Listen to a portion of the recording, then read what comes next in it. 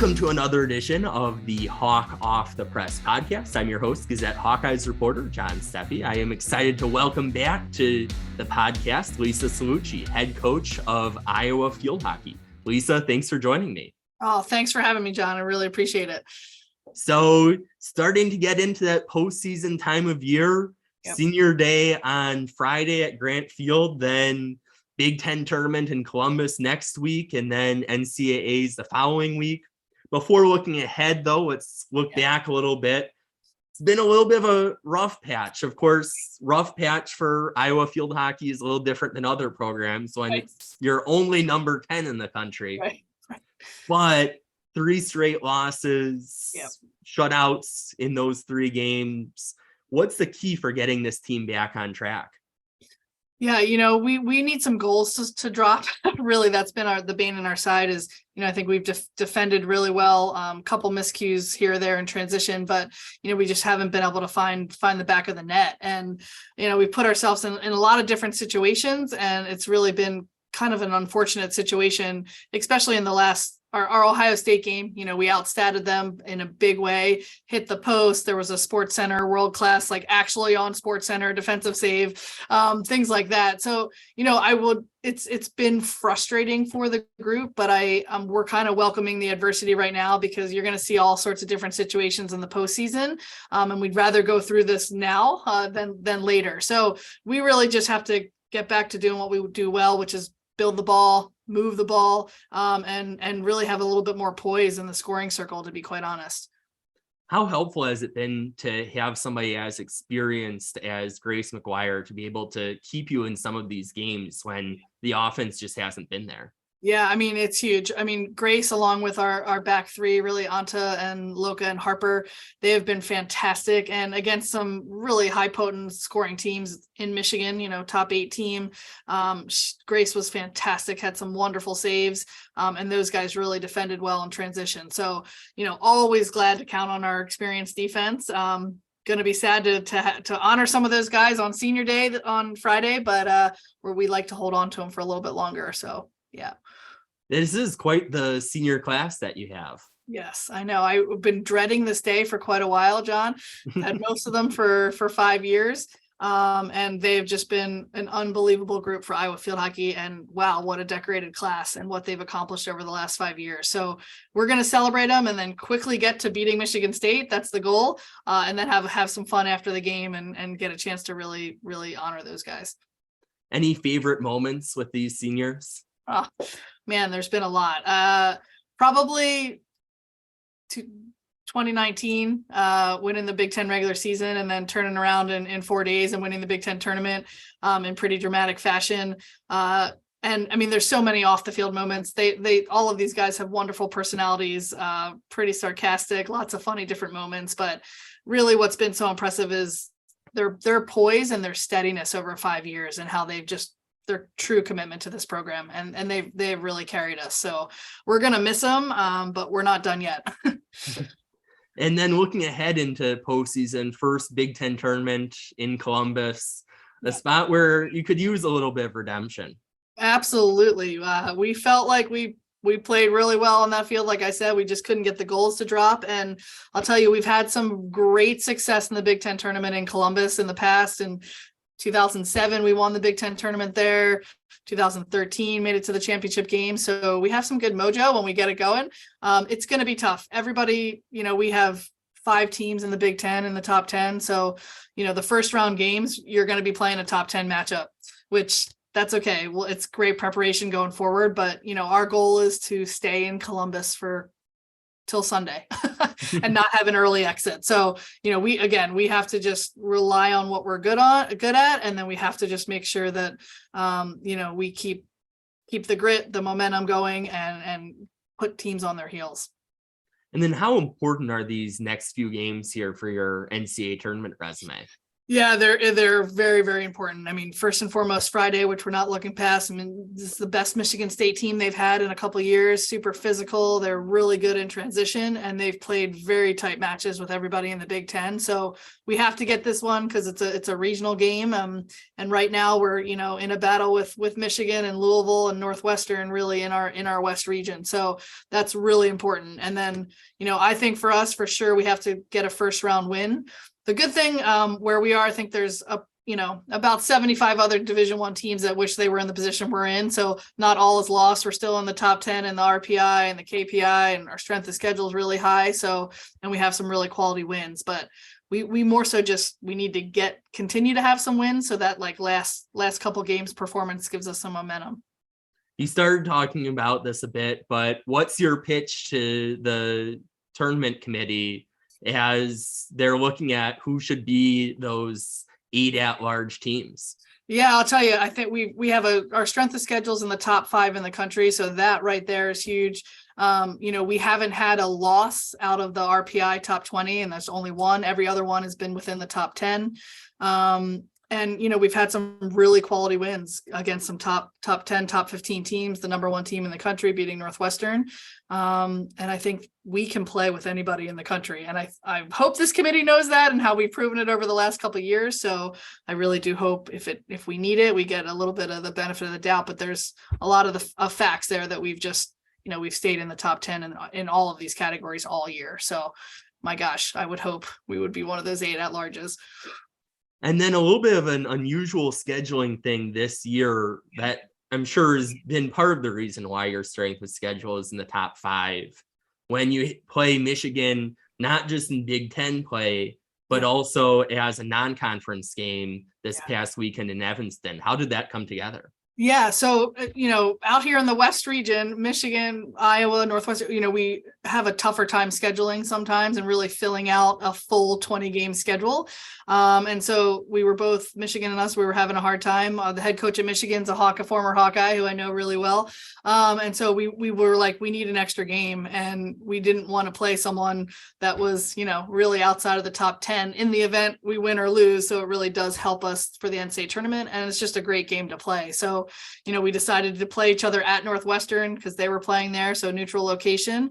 And it was a great battle, a 1-0 game win for them. But that's kind of really how it came about. We both needed a game. Let's play each other. We know each other well. It's always fun. And in neither way, it's not going to really hurt either one of us. So it's kind of potentially maybe where you could be playing come NCAA tournament time. Oh, 100%. Yeah. The only thing that's going to be crazy here is with everybody, we're going to have like a couple team tie here in the Big Ten with how we finish.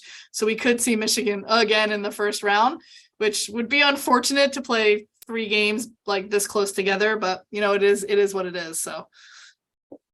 Well, Lisa, thanks for joining me. Yeah, John, thanks so much for having us on. And if everybody could stay tuned into Iowa Field Hockey, that would be great. We'll take any support we can get. And the next chance to do that will be Friday at, I believe it's 4 p.m. At Grant Field for Senior Day against Michigan State. Yep. Awesome. Thanks so much, John. My next guest on the Hawk Off the Press podcast, I'm excited to welcome Scott Dochterman from The Athletic. Scott, welcome back to the pod. Thanks for having me, John. I hope you're doing well. And you as well in this interesting college football season. Yes, it's been great. We've had so much going on off the field. I mean, granted, we cover Iowa, so we see it pretty much up close. But, I've also spent a lot of time doing stuff kind of Big Ten and beyond this year, and as I do every year. And so, yeah, it's there's a lot with the college football playoff, with media rights, upcoming schedules, the potential for a divisionless structure in 2024 expansion.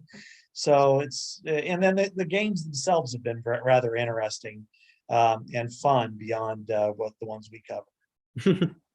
Well, let's start with some of the bigger Big Ten news that you broke earlier this week about the Big Ten sticking with the East and West divisions for one more year for 2023. And then 2024, they'll reconfigure with the additions of USC and UCLA. And starting from an Iowa perspective, it seems like the longer you have this East-West setup, the better it is for the Hawkeyes right now. It's definitely an easier path to get to Indianapolis if you're in the West than the East, because you always have Goliath in your path, and that's Ohio State. And up until the last year to now 2 years, it's kind of been a division in the league. It's really been more like probably like three divisions rather than two. One is Ohio State. Two is a block of about 4 or 5 teams, and then everybody else. And it doesn't matter which side of the line you are on. That's kind of the way it shapes up. The problem is for the Eastern teams like Michigan, Penn State, and Michigan State, which have been in that ballpark for, over the East-West divide, and teams in the West, Wisconsin, Iowa, Northwestern has been there twice, that in the path, you don't have Ohio State in the West. You have Ohio State in the East. So if you're Penn State, like 4 years in a row, Penn State in the East would have qualified for a 12-team playoff, but only made it to Indianapolis once and didn't make it to the 4-team playoff, and Ohio State did, even though Ohio State officially didn't win the division. So it's a tough path for that side, and that's why there's a lot of desire of getting rid of it, and it's understandable. But if you're Iowa in the West, if you want to go narrow it all down, I mean, yes, you're playing. It's the perfect Iowa division. You're playing all of your border rivals plus Purdue, which might as well be Eastern Illinois, because it's just right across the Indiana-Illinois border. And you have histories with them that stretch a century plus, except for Nebraska. But they've played Nebraska, quite a few times over the years, too. So I think it's you like that, because there are a lot of, I'd say, disagreements, but certainly some questions about what 2024 is going to bring as far as number of permanent opponents and frequency of how often you play them. And that's going to probably bring a little pain if you don't get to play the ones you really want. And I think if you're Iowa, you really just want to, you want to play the ones that are local, because it's easier for your fans to travel and you have such great history with them. Yeah, and the interesting thing with that is, okay, you're giving up games like the Purdue series that you say that's way down on the pecking order. Well, there's been some really good Iowa Purdue games.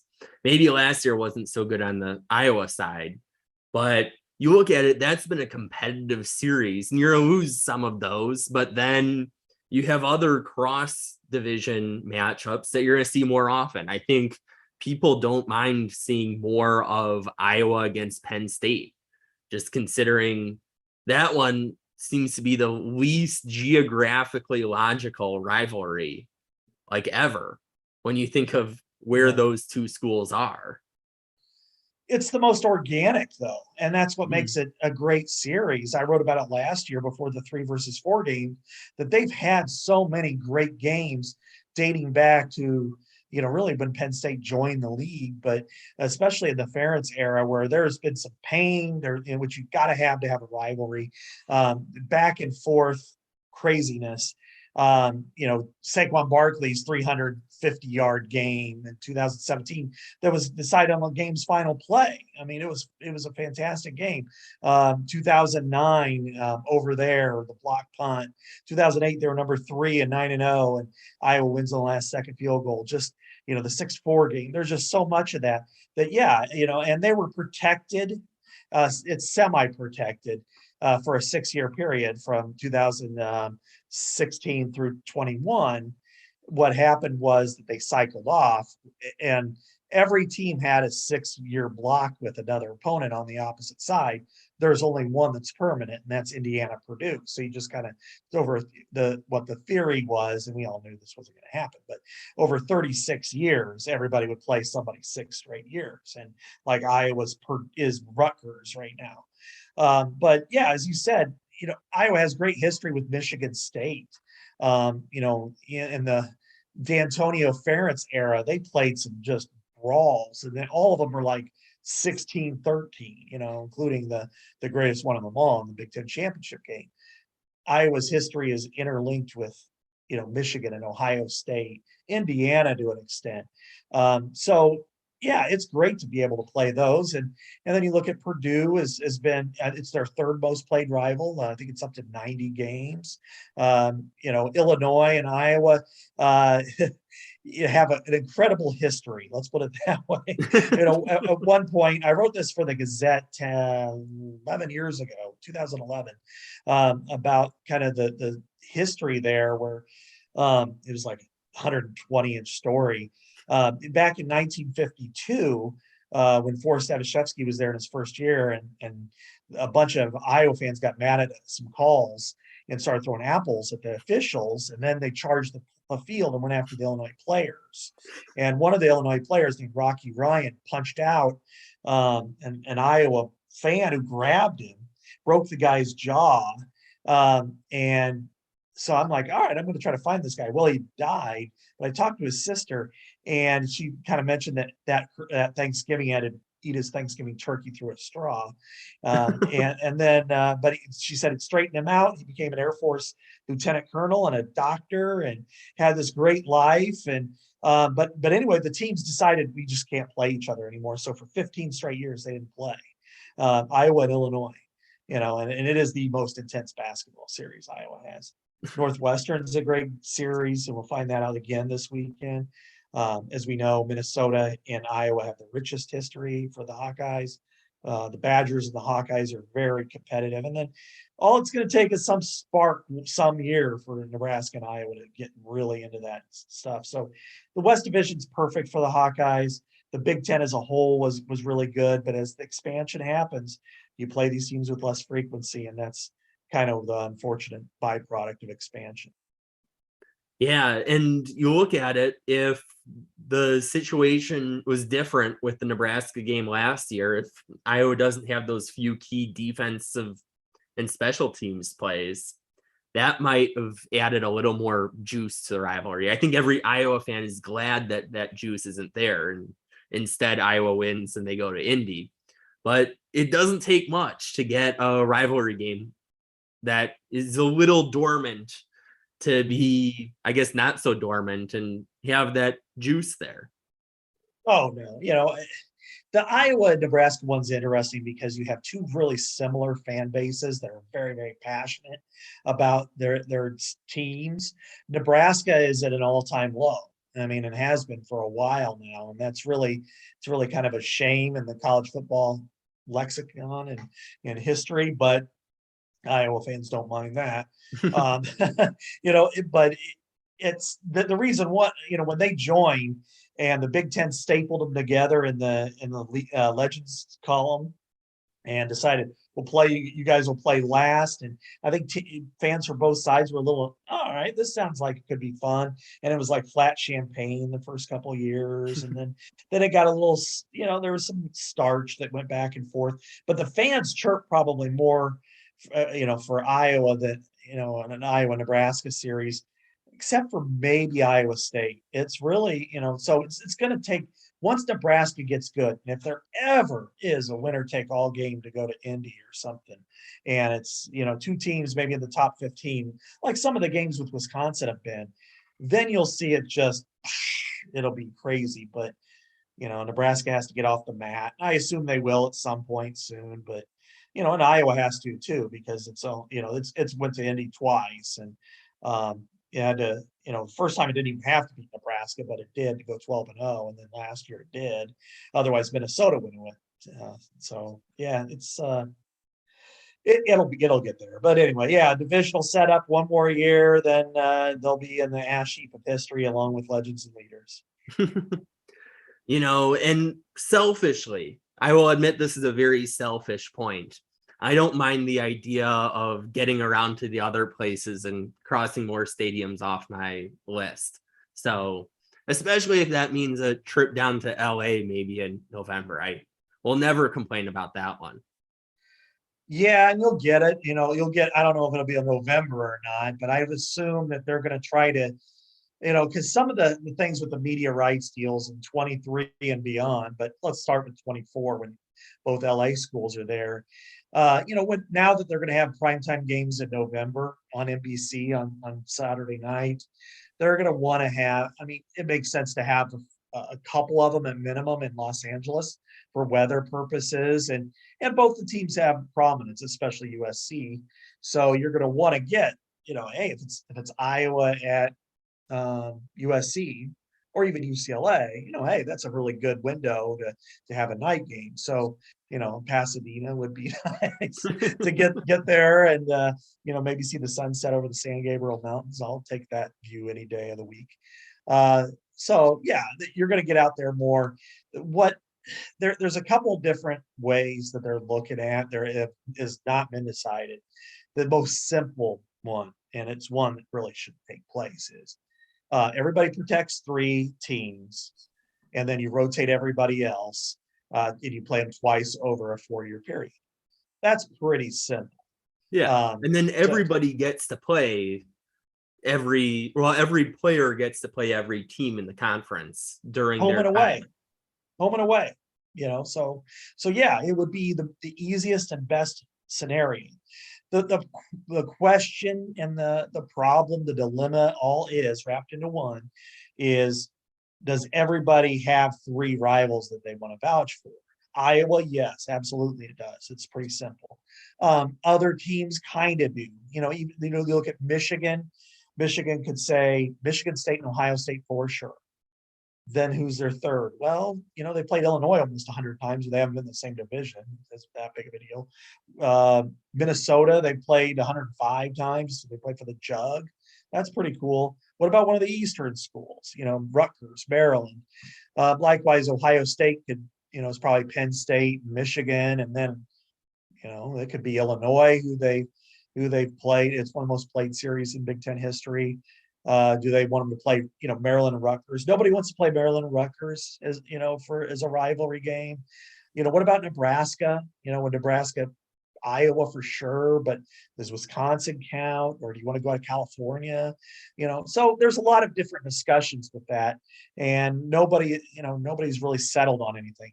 The theory that I've talked to them about this is, I see like there would be 24 protected series in a 4-year block, 10 of which I think are legitimately protected games that need to be. Iowa has 3. The problem is the other 14, and so to me, the easiest and best path is just protect like the other 14 for a 4-year block, and then recycle it if you want to. So that way, if let's say Nebraska, let's make, because your proximity and you're still kind of a new member, you're going to play Iowa every year, USC and UCLA, or maybe UCLA and Minnesota or something like that. And then at the end of 4 years, you mix it up. Maybe it's Wisconsin every 4, you play 4 years.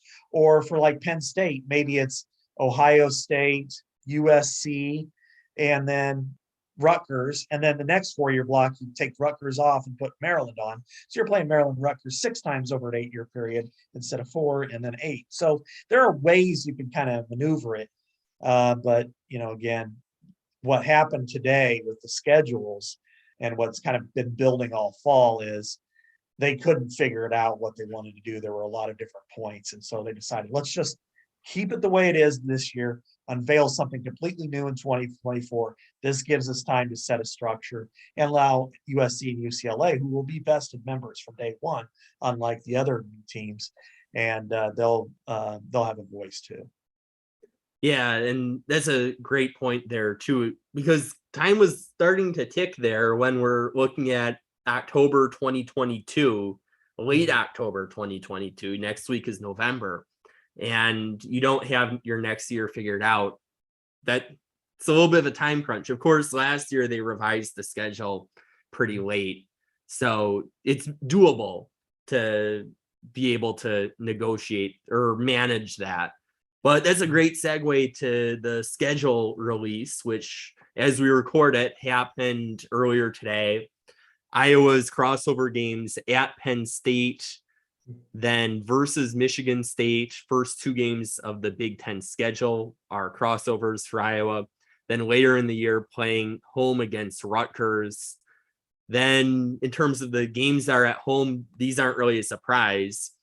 You get Purdue at home, Minnesota at home, Yeah, Purdue, Minnesota, and Illinois at home, then Northwestern on the road, Nebraska on the road. Of course, Northwestern's kind of the weird road game of, okay, if they're going to be working on their stadium, we'll see how much of a true road game that is. And it isn't really even much of a road game anyways, when you think of how many Iowa fans make the trip to Evanston. If it ends up being somewhere else like Soldier Field, all the easier for Chicago alumni to make that trip. Yeah, and I don't know if I think they're going to delay it now by a year, which is really unfortunate, because then I could see like Northwestern cycling off Iowa's schedule, and then they never get a special game like Wrigley or Soldier Field or Timbuktu or whatever, which really stinks. But no, I think it's interesting because it's a year where, and this is something that bears watching is when you cycle, Iowa cycle right now and Iowa State cycle sync up, meaning that both teams have went to their leagues and said, this is a series worth protecting. And so they allowed the West sync, and the Big 12 allowed Iowa State sync to allow the Iowa State Iowa one without getting any kind of, you've got you've got 5 road games or 6 road games or something like that for the Big 10. But the sync isn't going to be the same way now going forward. So that could bear watching for Iowa, that, okay, now they play 5 Big 10 home games. In 2024, what if they get 5 Big 10 home games, including Iowa State, and the next year it's only 4, and they're supposed to be at Iowa State, and then on the road at Iowa State? They're not going to go for that. So that could be something bearing watching in the future. Because there isn't much that could jeopardize Cyhawk, it seems, because Barta has spoken very positively about it. Pollard has spoken very positively about it. Overall, they use the line of how it's good for the state. And I think it genuinely is good for the state to have that game. But that's maybe one of those things where, okay, if you have the 5 Big 10 home games, I'm kind of doing math while on air, so we'll see how good my math skills are. But 5 Big 10 home games plus Iowa State at home, and 6 plus probably the other 2 games at home. You go from 8 home games to 6, which is probably a little difficult from a revenue standpoint of having, okay, these years we have to budget for this much, and then those years, okay, we don't have that money coming into the program. And that's where the game gets dropped, because 7 is the absolute number for Iowa. It's been that way for a long, long time, since the schedule expanded to 12 in 2006, that they, in order to make their budget, it's based on that. I mean, because an average football game, not only the tickets sold, but beer sold and everything else, I mean, you're approaching between, $6.5 to $8 million a game. And so that kind of revenue you're not going to get from any other sport for the entire season, including men's basketball. So, I think that's where that series can be a little bit sketchy. If you're going to get 6 home games, I don't know if Iowa will do that, because that's been part of their whole discussion that they're not willing to do, is go down from 7 to 6. So, but it bears watching. Maybe they'll sync it up the same way, but I think there'll be less interest in helping out. The Big 10 will, because now they've got everybody individually, not just one division on the other division. Yeah, and that just makes it that much more of a, I don't know if headache is the right word for it, but they've got that many more balls that they're juggling up in the air. And okay, do you really want to go out of your way to help this Big 12 school? That's the question. Well, exactly. So, that could lead to a 1-year break, which obviously happened during COVID. Could lead to a multi-year break or a permanent one. Just sometimes it gets permanent, not on anybody's fault, just the way it works. So I think it's something that, could very well be just watch for this, and it doesn't happen to 2026 or whatever, it's or 2025, let's say, when Iowa's due to be at Iowa State, and they only have 4 Big Ten games. Iowa could say, you know what, that does meet one of the clauses in us exiting, and then maybe they play somebody else for a year or two or something like that. Yeah. And that's where like a 1-year break, I don't think the fan base would revolt over by any means. I think people would be disappointed if it was maybe more so in Ames than in Iowa City, which me saying that might just have stirred the pot a little bit. Here's the I have done that on accident before too. What you want to think about with that is Central Iowa is very Iowa State focused, and that's Iowa fans and Iowa State fans. Eastern Iowa is a little more Big Ten focused. There is a very strong vocal minority, and I mean minority, who do not want this series to go on.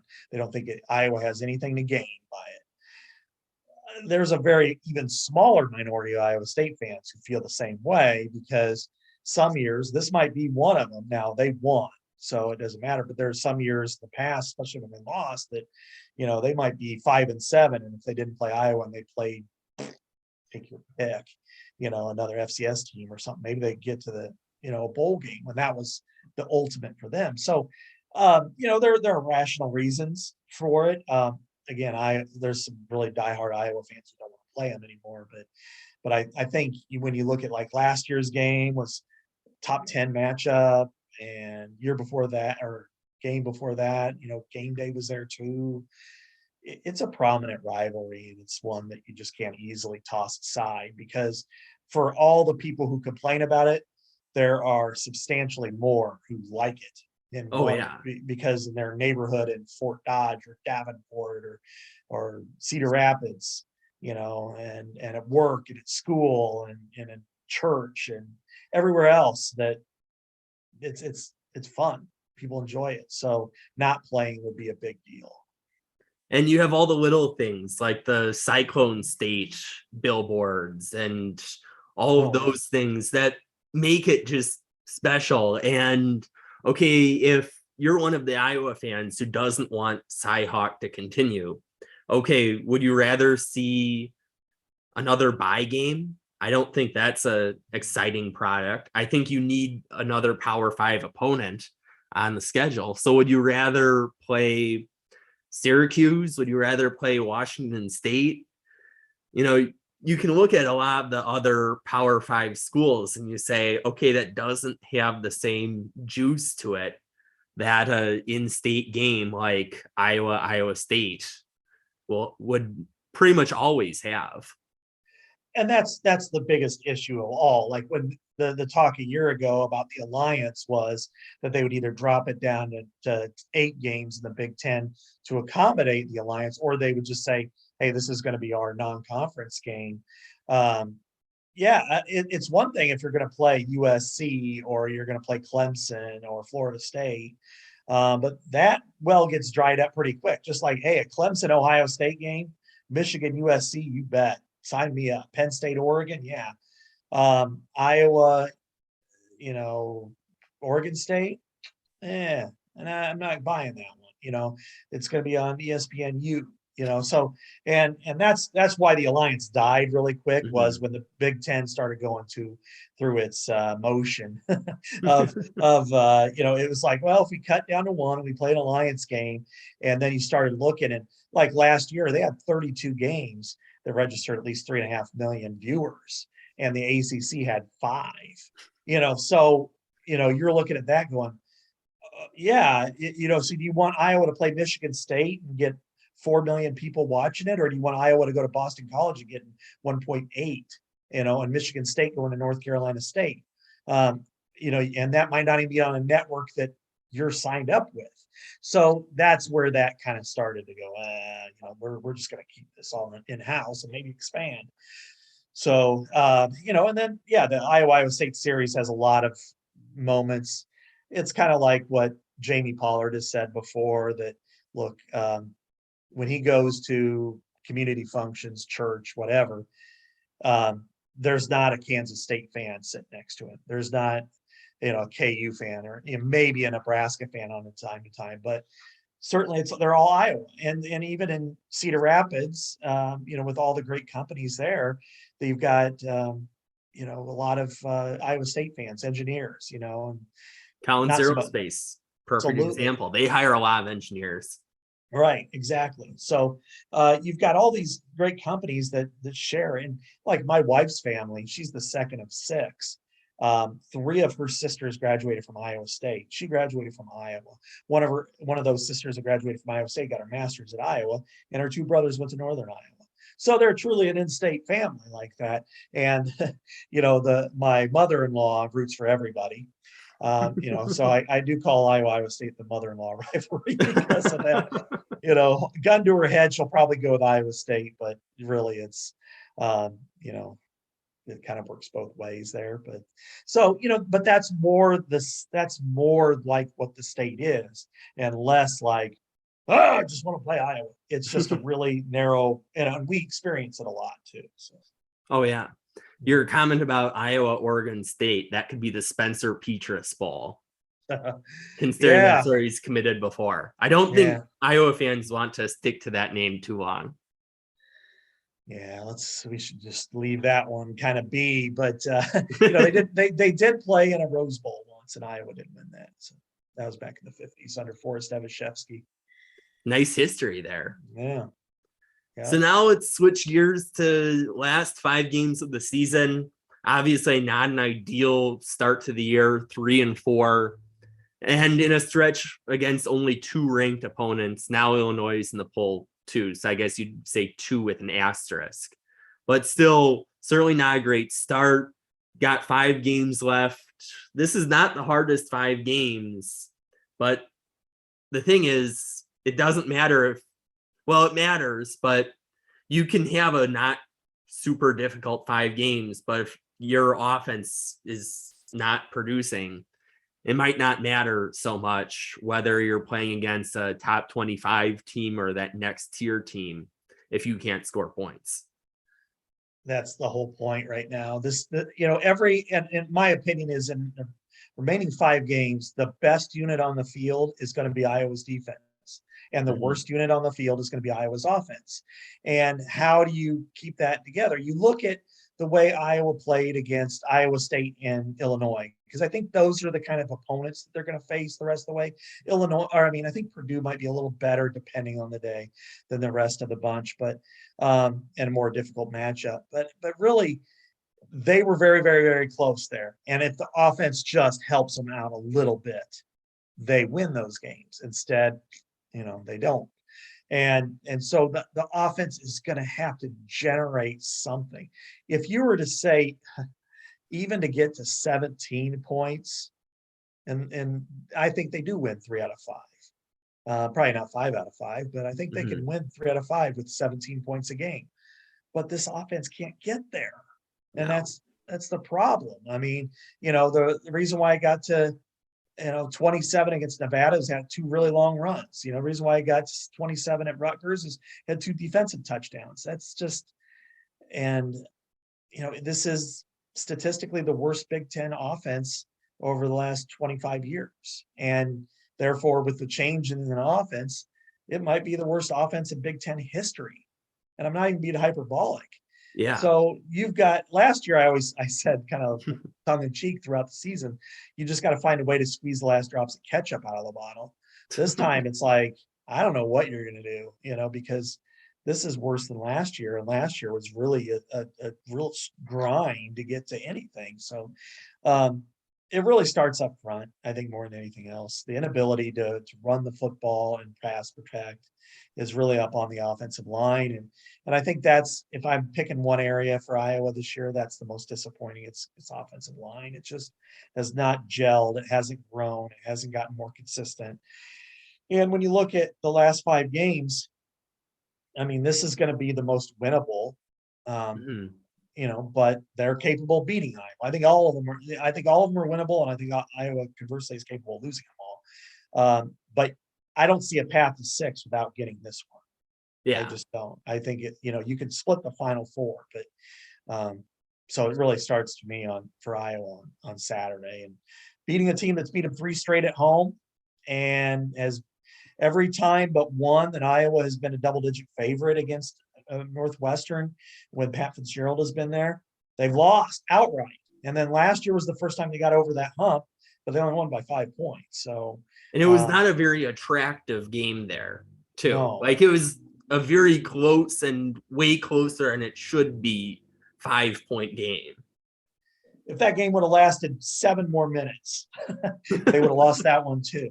And I don't even want to bring up some names because it'll make people cringe, hearing about, Pat, the Ricky Stanzi's injury in 2009. 2010, they're up 10 points. I mean, 3 straight years, they're up by double digits and lost. And then 2 years ago, which was really the farther removed we are, the more important that game became. To be up 17-0 and then lose at home when nobody's in the stands, but still, Yeah. that cost them a chance to go to Indianapolis. By the end of the year, they were the best team, maybe the second best team in the Big Ten, maybe the best. It cost them a lot. And so Northwestern has been a perpetual thorn in the side with Pat Fitzgerald at Iowa, and it's made for a great rivalry. I don't think you can dismiss it. No. And to your point about this really being a must win, I forgot who I was saying this to, but really you look at it, if you lose to Northwestern, the next 4 teams are going to be tougher matchups, most likely than Northwestern. Mm-hmm. So if you can't beat the team that you'd probably put right now as number 5 on that list, okay, it's hard to see a situation where you win 3 of the other 4, particularly Minnesota's defense. I think that you look at Minnesota's defense versus Iowa's offense, that could be a tough matchup. Wisconsin has looked like a different team under Jim Leonard. Of course, the strength of schedule has not been super difficult there when one of those games is against Michigan State, another one's against Northwestern. So you've got that asterisk on it. You have Purdue. That's not a great matchup for Iowa. Of course, you have the Charlie Jones distraction that there will be all week leading up to that. And then Nebraska has even looked a little better than before. So that's another situation, kind of like Wisconsin, where they fire their coach and then there seems to be a little more energy the rest of the year. One thing that the Final Four opponents all have is some aspect of their offense they can lean on. Minnesota has an absolutely tremendous running back in Mo Ibrahim. He's beast mode. He's Marshawn Lynch, and they can run the football, and they showed it last year. Now they have a different offensive line, but they're capable of moving the ball. Iowa's not. When you look at Wisconsin, they have their offensive line isn't very good this year comparatively, but they have a great running back and they have potential to move the ball. When you look at Nebraska, they have explosive playmakers. Purdue, of course, does. We know that. And the fear is you just don't have the playmakers to keep up. And if your defense gives up a big play, one big play a game, it could get you beat. And so that's really the big fear and why they need to, this team just so badly needs an exhale. It needs to feel good about itself, and if that's it needs a 65-yard touchdown pass. It needs the football version of an enema, just you're backed up, just let it go. And so you've got, like if, and I'm just throwing out, like if whoever quarterback plays, I would expect Alex Padilla, but if it, say in one way or the other, throws a 65-yard touchdown pass to Brody Brecht this week, that team will be feeling really good about itself, and it needs to. Because watching Arlen Bruce the other day, I felt really sad, if nothing else, because God, he's a great kid. He's got a great personality. He's fun to be around, and he's just miserable. This is just like chewing rocks, for him. And so, you want to see him. It's football. It's fun. People talk about it. People love it. So you want to see him go out and have fun. But, Northwestern has the same issue. They have, probably the best player on the field in Peter Skoronsky, the left tackle. Yeah. He's a beast. And they have a really good running back. And they have a quarterback who made plays last week against Maryland. And so they're not going to go away. They never have. And you're going to be prepared for that. It's just a matter of, can Iowa's offense execute 3 scoring drives, one of which being a touchdown. And if they can, then maybe they get past this one. If they feel good about themselves, then they're going to, and if they play well and they win decisively, then they're going to really get into a pretty strong confidence boost and then feel like, okay, they owe Purdue something, not only for the personal factor, but there's a lot of starch there. And to go back to your point of a 65-yard touchdown pass, just like let that sink in for viewers, just how foreign that sounds right now. Where when you said that, I was thinking, whoa, that would be like strange to see. Like, and there are many things I can point to for why that hasn't happened this year, whether it's the play calling, whether it's the offensive line, whether it's the quarterback situation, whether it's the lack of depth at receiver. But just the fact that a 65-yard touchdown pass sounds so foreign is kind of the most telling part of this first 7-game stretch. It would be tremendous. I think people wouldn't know how to cheer. They'd stand up and hug, kiss their radios, as Jim Zabo used to say. But I think I'm trying to remember, like, okay, there was the bowl game screen pass to Sam Laporta, but really the last big pass plays, Charlie Jones and Keegan Johnson against Minnesota last year. And and then the other part is that when you look over the last 15 games, once the 6-0 stretch ended, they have 5 touchdown passes and they have 4 defensive touchdowns and 3 safeties. So the defense itself, not special teams, but defense itself has equaled the number of passing scores. That's unacceptable, frankly. You just can't do that in today's football. So if they can, again, Alex Padilla, he throws a big touchdown pass, or even Petrus, if it's Petrus out there, he throws a big long touchdown pass, and maybe 2. Maybe they have 2 touchdown passes. Imagine that. That I don't know what the world will think, but and if say it's like was 2020 was kind of this way, or 2019, I should say, was kind of this way, where Iowa won 20-0. They had a really good defense, man, or just a brutal offense, and so their offense was real comparable to Iowa's, maybe not quite as bad, but it wasn't good at all. And so it could be kind of similar to that if Iowa can break through with a touchdown pass. It's funny when you bring up that 2019 Northwestern game. That was my first Iowa game that I worked for the Gazette when I was a freelancer helping out Morehouse. So it's funny how, as a lot of other things have changed, we're talking about some of the same things with Iowa Northwestern games. Yeah. It's a series that Pat Fitzgerald, bless his heart, has really pushed into a rivalry. It started back in '95, of course, the kind of the Jesus Christ moment for their program, where the AD and the BC, and that's kind of '95 was that year for them, and it was a tremendous year. I was in college. It was as good of a year as you'll ever have, and they have turned it into a rivalry, and Pat Fitzgerald has turned it into a rivalry consistently, to the point where people used to call it JNW, just Northwestern. You just can't do that anymore because they've ruined a lot of really good years in Iowa. Have pushed it down a little bit, cost them championships, and this if they beat Iowa, it would really it would send the rest of the fan base from anger to apathy, and that's the least thing that a program wants right now. Yeah, it seems like it almost feels like it's that last straw right now, from that anger to apathy. When you look at everything that's happened, if this offense was just below average, not one of the worst in college football, easily the worst among Power 5 teams, if it was just below average, we're likely talking about a 5-2 team that could secure its bowl eligibility with a win. Here, we're looking at, this is a team that needs this game to have a chance at a bowl.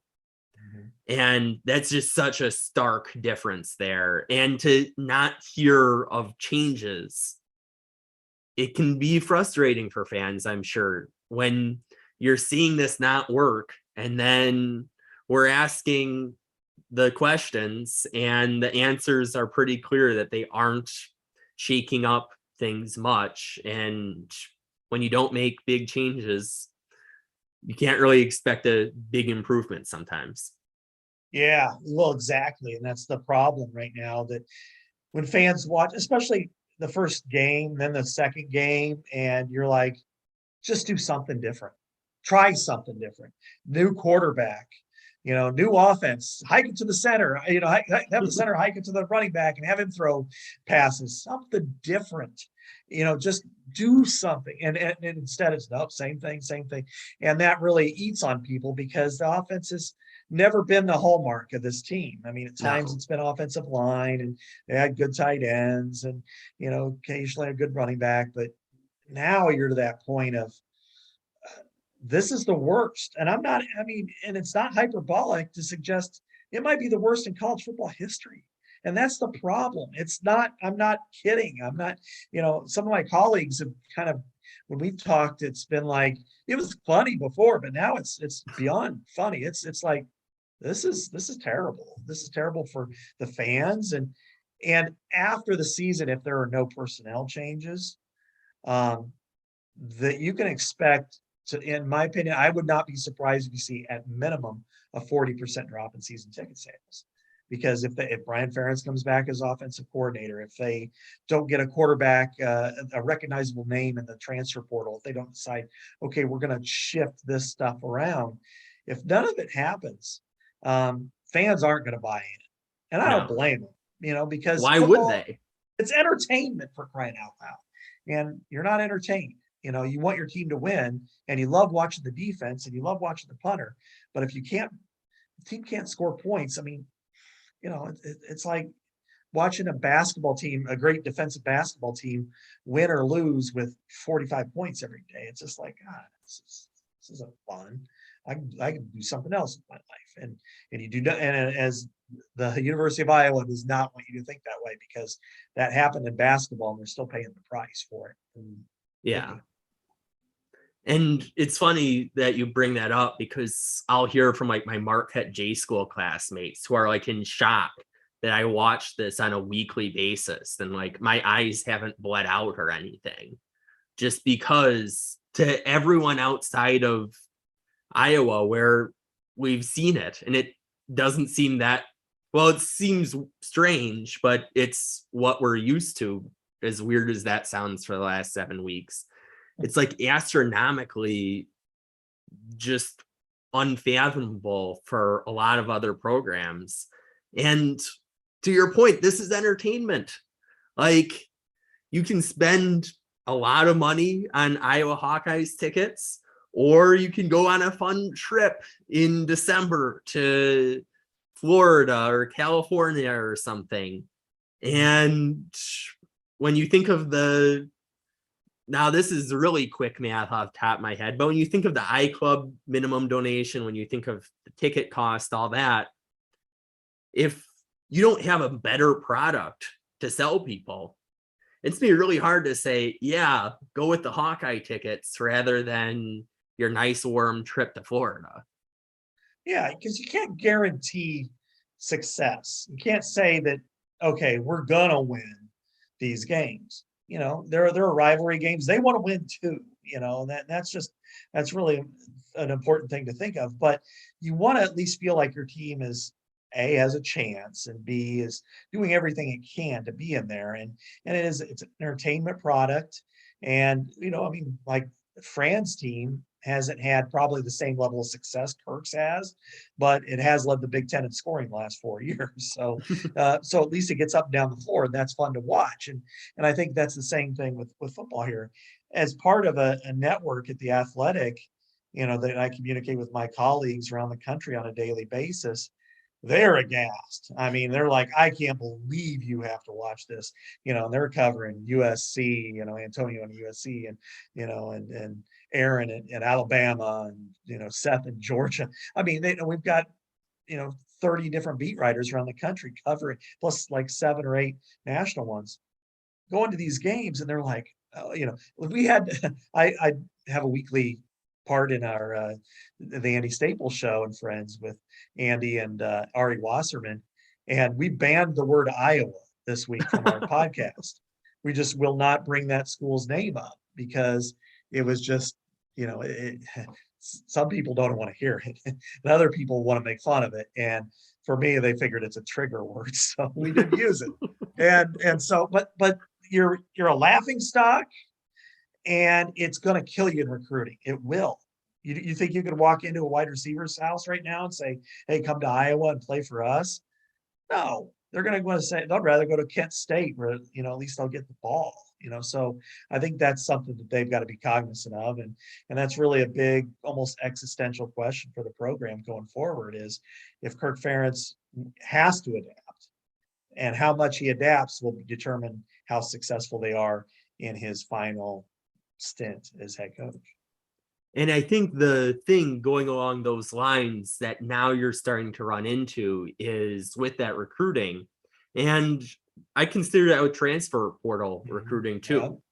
where, okay, if you're a quarterback and you're considering Iowa, right now, if you watch Iowa, you think, wow, I don't feel great about how I'm not very confident in how they're going to develop me as a quarterback right Right. now. Yeah, exactly. Like, you just don't have that confidence there. So Now, do you go to exactly. Iowa, or do you go to a group of 5 school that, okay, you're not going to be under as much of the big lights, but at least you have some opportunity to showcase your skill in a position where you're set up to succeed? Well, exactly. They had a couple of prospects they were very interested in. It didn't work out. They were very interested in, and then they decided to go status quo. And yes, I'm not going to give them an A for effort for trying on that. You either get it or you don't. And I know they tried. It didn't work out. Now it's like, oh my God. Now there's no try. You saw what happens when you sit and do nothing. Now, the things you can sell. And they do have the next 2 freshmen are very talented that they have lined up. Now recruiting's not over until they sign a piece of paper, but Marco Lane is and James Razor. But your next year, I don't think Spencer Petras will come back for a 6th year. I would expect him to go somewhere else, maybe anywhere else. And Alex Padilla, you need to get a grip to see if he's the guy or not. And this is the one period where you can. And you already know what Spencer Petras is and isn't. So I would expect that would make most sense. And then you also have to know what you have on your staff, on your team. Is Carson May or is Joey Labus, are they legitimate or not? Are they just guys, or are they guys that can start and win games for you? They really need to know that, because I would expect that if this was any other program but Iowa and they actually try to do stuff like this, I would expect them to go out and really investigate, see who might be out there, FCS, G5, maybe even FBS quarterbacks who might be available, and see about bringing one in. Because what you could sell them is, look, yes, the offensive line struggled this year, but it's very talented. We've got a 5-star tackle coming in. He'll probably start from day one. He's coming in January. It's young, but it's getting better, and we feel like things could go in. But oh wait, we just got a note from Kirk Ferentz. He said he wanted to apologize for his comments. Well, got some news here to talk about right now. Yeah, so here's he says his message: I'd hoped to join the Zoom call this morning, but practice lasted longer than anticipated. Wanted to take a moment to apologize for my comments during the news conference yesterday. I should not have been dismissive of one of your colleagues. His questions were fair. I have a high respect for the work that you do, and I'm appreciative of how you cover our team. You ask tough and pointed questions, but do so with a high degree of professionalism. I tell our players to take the high road, and yesterday I did not do the same thing. So that's interesting that Kirk would say that. So yeah, very interesting. I think he probably recognized pretty quickly the mistake he made with those comments. And, Doug Lesmerises is one of the most respected college football columnists in the country. And his questions, I thought, were very much fair to ask. And yeah, when you make comments about how, especially, I think the other thing is considering his situation, he's the highest paid public employee in the state. And you're saying, at least I don't have that guy's job. That doesn't necessarily, that already adds to some difficult optics there.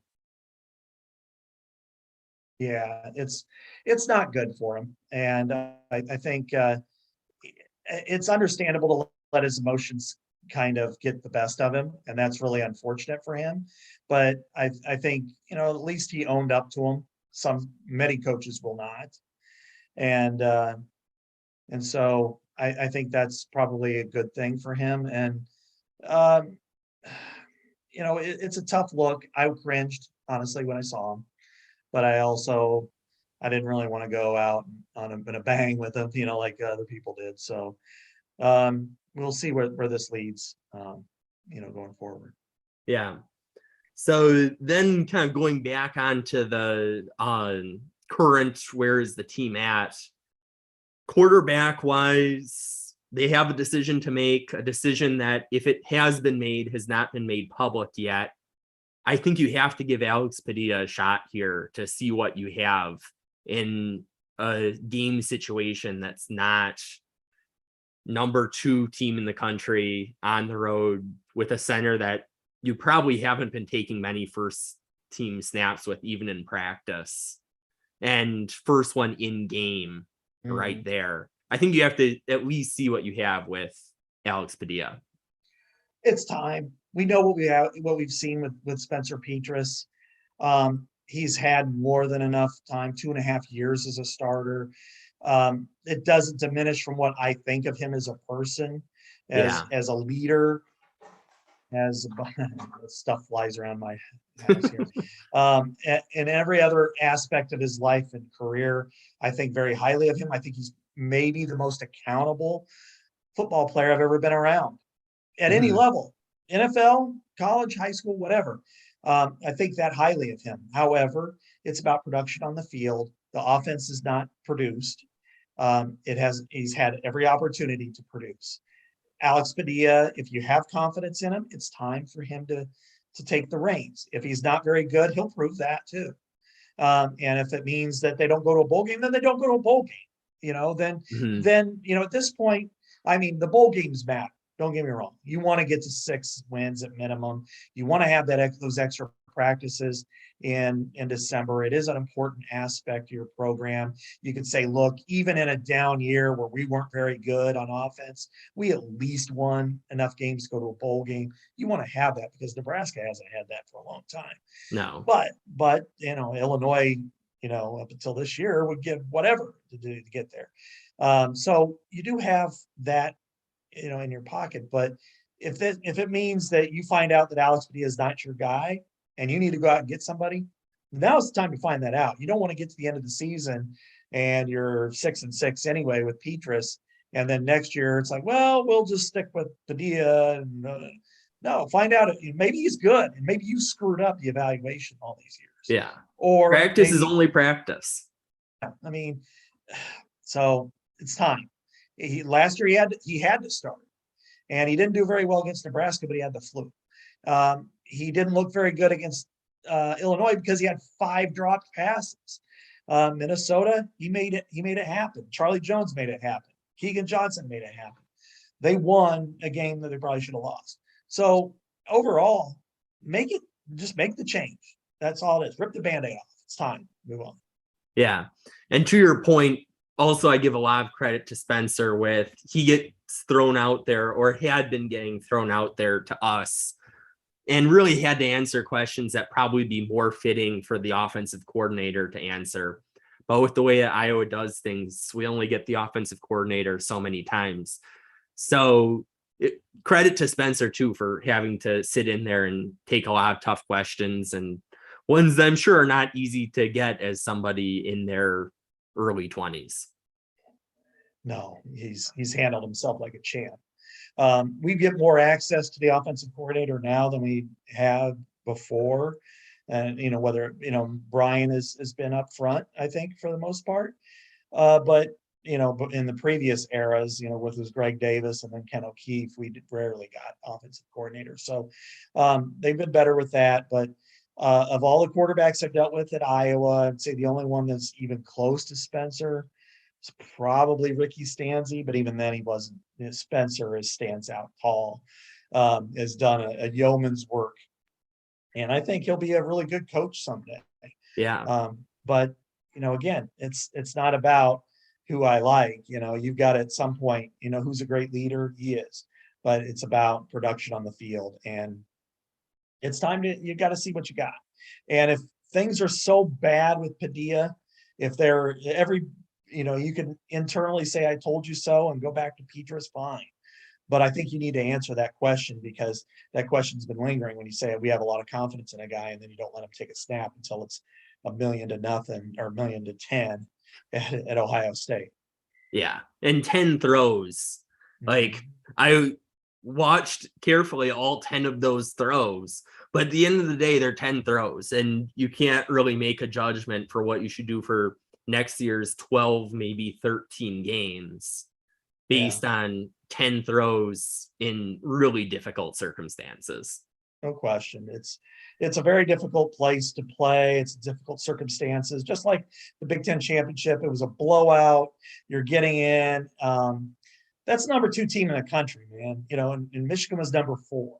So those 2 teams are better than Iowa, no question. And what you want to do is, how does he do against teams of comparable ability and standing? Northwestern fits into that realm right now. Certainly the remaining 4 do too. Give him a chance to see if he can do it. If he can't do it, then fine. Then put Spencer back in or look at the next guy. But I think now's the time. If you delay this anymore, you're probably going to lose your fan base. Yeah. And people, I think, would respect you to at least give Alex a chance there. So we'll see what happens on Saturday. It should be an interesting, or maybe a not so interesting, if we get more of the status quo, but we'll see what happens in these next 5 games. Probably a little early to talk bowls. You still have to get 3 games, but if you could get to a guaranteed rate bowl or something like that, I think that you'd say that would be a decent second half of the season, considering where you started at. Yeah, and I mean, I'll just kind of end on this part is these games are personal.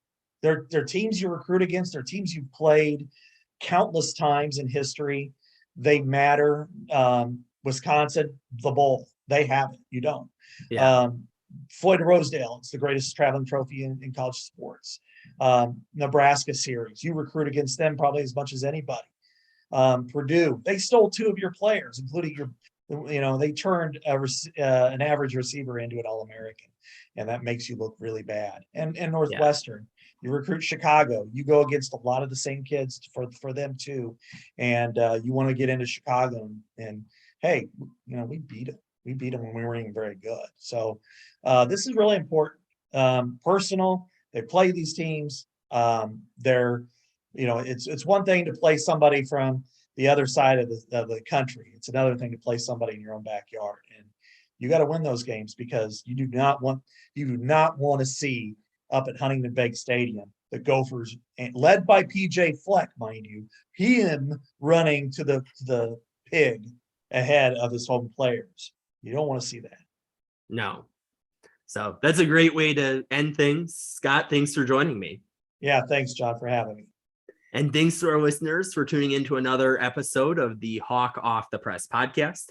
Mike and I will be back with another edition of Hawk Off the Press after the final score, after Saturday's game against Northwestern.